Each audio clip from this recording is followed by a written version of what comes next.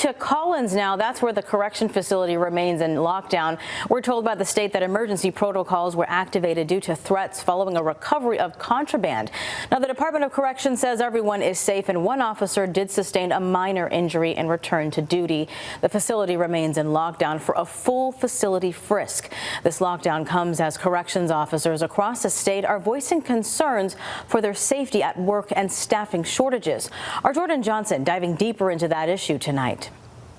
Enough is enough. You know, that's what all our members are saying. They're done. They're beat down. Kenny Gold from the New York State Correctional Officers and Police Benevolent Association says correction officers here at the Collins Correctional Facility have been working in unsafe conditions. The prison remained on lockdown Wednesday night after an incident with inmates that, according to the Department of Corrections, resulted in one officer being minorly injured. This incident comes just 6 months after a total of 14 corrections officers at this prison were hospitalized following 2 different chemical exposures. This isn't a job where you can turn around and keep taking when you work with murderers and rapists every day, and you got to be on high alert, and you have to make sure that you still try to be a husband or wife.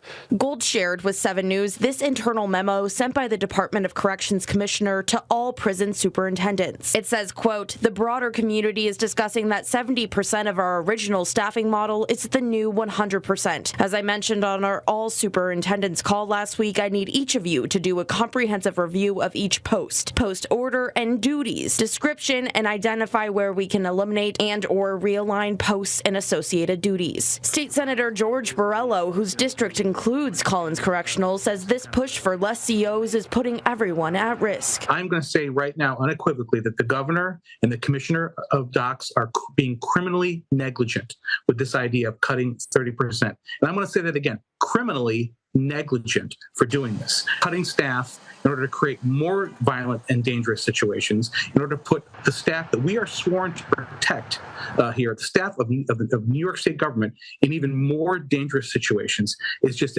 absolutely disgraceful. Now Gold is asking state leaders to do something to keep officers safe. What happened at Collins today is going to happen again. It might not be at Collins, but it'll happen. It'll probably be worse somewhere else. For months, our 7 News I-team has asked the state for complaints filed by state prison officers and employees. The state says the I-team should receive these complaints by Friday. Jordan Johnson, 7 News, Collins.